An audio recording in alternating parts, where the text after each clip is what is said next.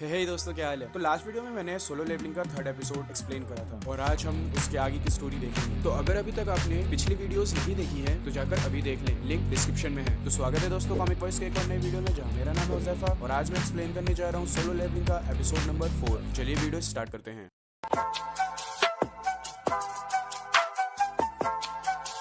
Last video में हमने देखा था कि जिन्वू एक इंस्टेंट डंजन में चला गया था, जहाँ पर कि गॉब्लिन मॉन्स्टर्स को मार करके वो अब एक वुल्फ मॉन्स्टर से लड़ रहा था और उस वुल्फ मॉन्स्टर ने उसका चाकू तोड़ दिया था। तो अब आगे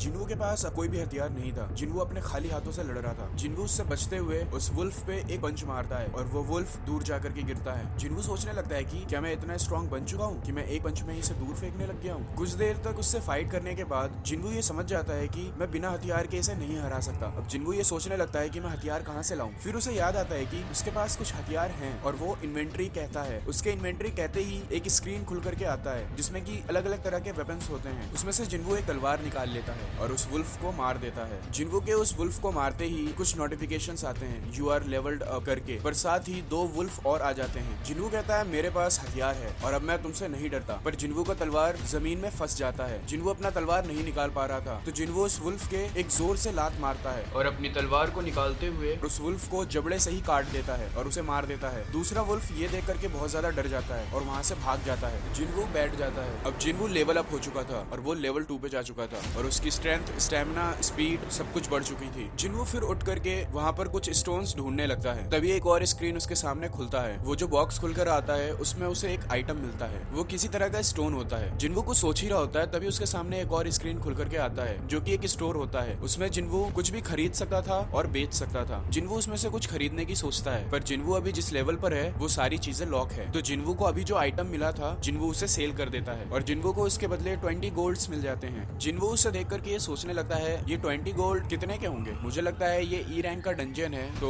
20 गोल्ड ज्यादा नहीं होंगे। जिन्वू सोचता है चलो अब ये तो ठीक है, पर अभी तक मैंने इस डंजन के बॉस को नहीं मारा है तो मैं यहाँ से नहीं निकल सका। फिर वो अपनी तलवार उठा लेता है और ये सोचने लगता है कि उसे आगे क्या करना है। तभी वो भागा हुआ वुल्फ वापस आता है और अपने साथ बहुत सारे वुल्फ लेकर आता है। वो सारे वुल्फ जिन्वू की तरफ बढ़ते हैं। जिन्वू भी उनसे लड़ने के लिए तैयार होता है। जिन्वू उन वुल्फ से लड़ता है और एक एक करके सभी वुल्फ को मार देता है। सभी वुल्फ के मरने के बाद जिन्वू को वुल्फ असैसिन का टाइटल मिल जाता है और जिन्वू फिर अपनी इन्वेंट्री चेक करता है जिसमें कि उसे 34 वुल्फ के दांत मिले थे, 2 खंजर मिले थे और एक ट्रैवलर क्लॉक मिला था और इनके साथ ही उसे एक टेलीपोर्टेशन स्टोन भी मिल जाता है। जिन्वू सोचता है कि शायद मुझे इस टेलीपोर्टेशन स्टोन का यूज करके यहाँ से चले जाना चाहिए, पर पता नहीं ताकतवर बनने का इससे आसान मौका फिर कभी मिले या नहीं। और अगर मैं यहाँ से चला गया तो इस डंजन का क्या होगा, क्या ये गायब हो जाएगा? क्योंकि अभी तक तो इस डंजन के बॉस को मैंने मारा नहीं है और बिना बॉस को खत्म किए कोई भी डंजन बंद नहीं होता। जिन्वू कहता है मुझे समझ नहीं आ रहा मैं क्या करूँ, क्या मैं डंजन के और अंदर जाऊँ कि मैं यहाँ से वापस चला जाऊँ। आगे जिन्वू उस स्टोन को वापस से इन्वेंट्री में रख करके डंजन के और अंदर चला जाता है। इधर जूही हॉस्पिटल से अपने घर जा रही होती है तभी उसे एक कॉल आता है और कॉल पर जो बंदा होता है वो उसे बताता है कि मैं माफी चाहता हूँ कि मैंने आपको कॉल किया, पर ये एक इमरजेंसी है, वो डंजन ब्रेक होने वाला है और हमारे पास हीलर की कमी है, तो क्या आप आ सकती हैं? जूही कहती है ठीक है मैं समझ गई। इधर जिन्वू अलग अलग तरह के मॉन्स्टर से लड़ रहा होता है और वो अपने फाइट के साथ ही बहुत कुछ सीख रहा होता है। वो कहता है कि जैसे जैसे मेरा लेवल बढ़ रहा है इन मैजिक बीस्ट को मारना उतना ही आसान होता जा रहा है।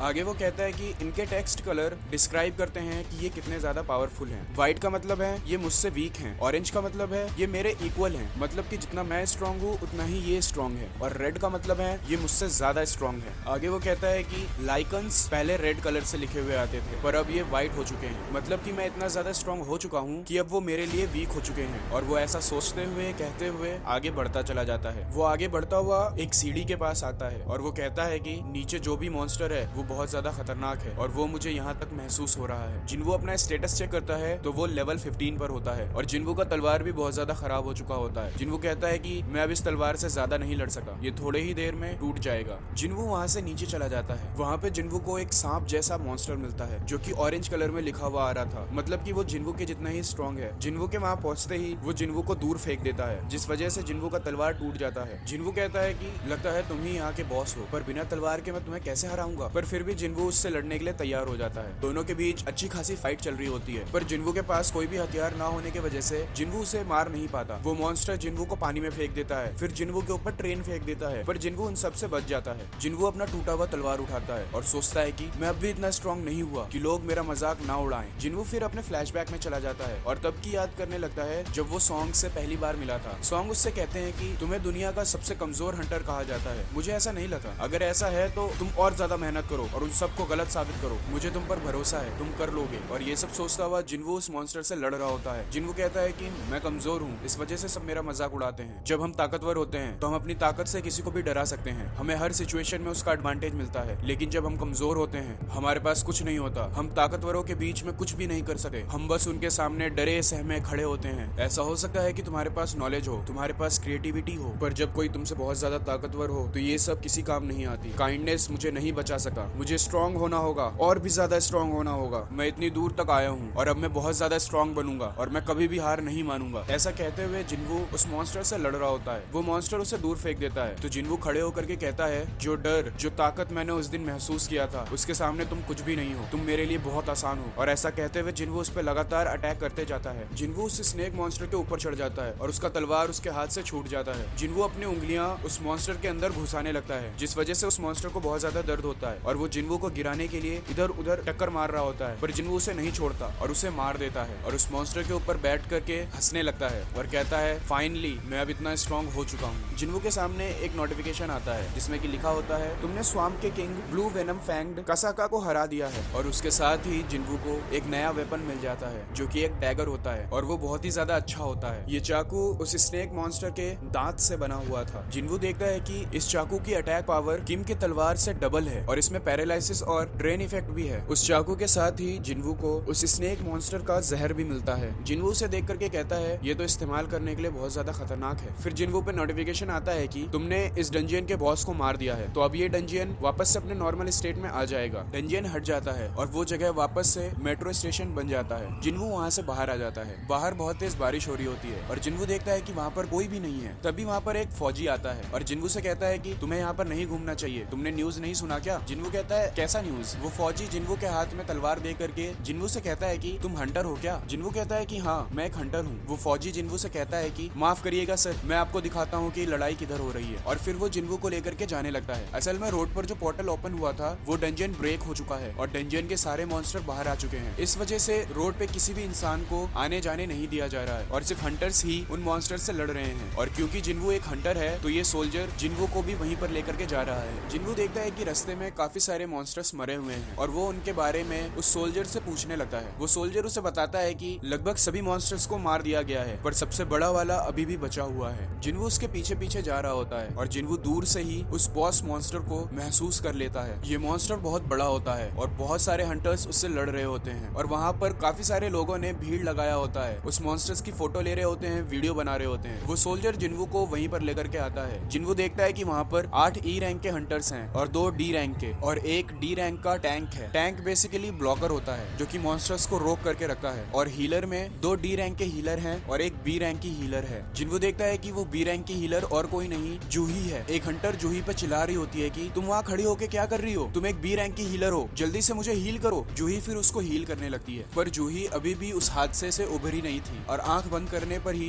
बार बार उसे वो गॉड स्टैचू याद आ रहा था और वो बहुत ज्यादा डर जा रही थी और वो अपना पावर भी यूज नहीं कर पा रही थी। जिन्वू सोचता है कि 1 हफ्ते हो चुके हैं पर इसका डर अभी भी खत्म नहीं हुआ है, पर मैं इसे ब्लेम नहीं करता, मेरा भी यही हाल है। फिर जिन्वू कहता है, नहीं, ये एक डी रैंक का बॉस है और अभी अभी मैं इससे ज्यादा ताकतवर मॉन्स्टर से लड़ करके आया हूँ। और ऐसा कहते हुए जिन्वू अपनी टूटी हुई तलवार उस मॉन्स्टर को फेंक करके मारता है जिससे कि उस मॉन्स्टर का एक आंख फूट जाता है और सारे हंटर्स तुरंत ही उस मॉन्स्टर पर अटैक करने लगते हैं जिस वजह से वो मॉन्स्टर अपने आप को संभाल नहीं पाता और वो गिर जाता है और फिर वो हंटर्स उसे खत्म कर देते हैं और उसे हरा देते हैं। उनमें से जो टैंक होता है वो ये सोचने लगता है कि हमारे कोई भी अटैक उस पर कोई भी काम नहीं कर रहा था, पर ये अचानक से ऐसे कैसे हो गया। मुझे याद है कोई चीज तो उड़ती हुई आकर के इसको लगी थी, पर वो क्या था और वो किसने फेंका था। और फिर वो जिन्वू की टूटी हुई तलवार देखता है और सोचने लगता है कि हम 10 बंदे अपने हथियार से इसको एक खरोच नहीं दे पाए, पर ये एक टूटा हुआ तलवार उसे इतना ज्यादा घायल कर गया। फिर वो पास में ही खड़े एक सोल्जर से पूछता है कि क्या आप बता सकते हैं ये टूटी हुई तलवार किसने फेंकी थी। ये वही सोल्जर था जो कि जिन्वू को यहाँ पर लेकर के आया था। वो कहता है कि ये उस हंटर का तलवार है जो कि वहाँ पर खड़ा है। वो सोल्जर पीछे मुड़ करके देखता है तो